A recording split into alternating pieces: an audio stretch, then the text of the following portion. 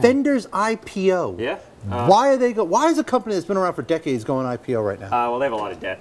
Yeah. They went through a couple owners. CBS owned them for a while in the 80s, but now they're going public and looking to pay back some of that debt. And are they owned by private equity at the moment? Yes, yeah. The top owner is about 50%. It's called Weston Presidio. It's a private equity owner. Yeah. You know, I want to have some fun with this segment. We can talk about Fender, but there's one question that I have to ask, and you can answer this too. Is this a perfect example of private equity and investment bankers coming into a perfectly good company and screwing it up?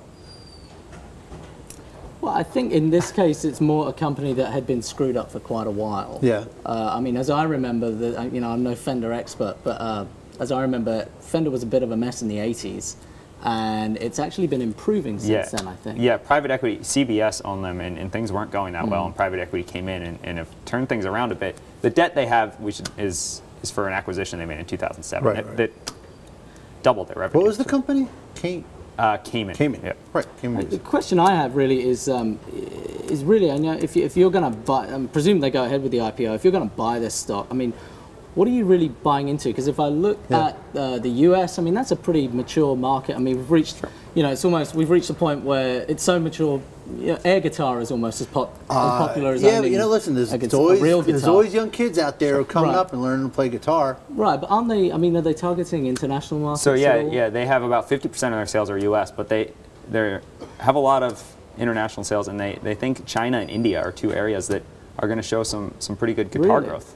So we'll see what happens. Kids love that rock and roll, man. They love that rock and roll music. And they're still #1 too. Is the other thing. They are. They buy everything. Yep. Yeah. So all right, well, give us you have a post on Deal Journal about this one, right? Yeah.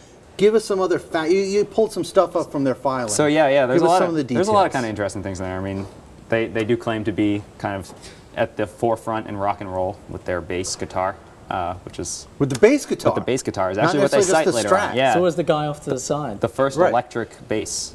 Was them. I didn't know that. I know it now. The other kind of some of the risks are a little interesting too. They have a lot of supplier risks. I don't know if last year there was a big story about Gibson guitar, their rival, being raided over the wood they owned and were putting into guitars in. And there's Slow Hand himself right now, Clapton playing. Fender disclosed that it had a similar issue in Germany actually over some of the wood that they used in their guitars, and they had to pull them all out. So it's kind of, because it was illegal. Illegally imported was in the case of Fender into Germany. So it's kind of an interesting thing to kind of keep our eyes on.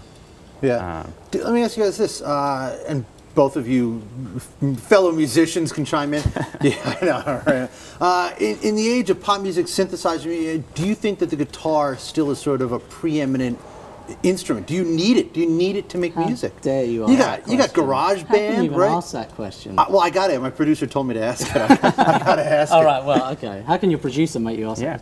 I mean, it goes in cycles, doesn't it? You know, I can just based on my very limited knowledge. I mean, the 80s were all very much the age of synthesizers. By the 90s, we were all back to grunge. You know, in the UK, Oasis, and you had Nirvana here, and etc. etc.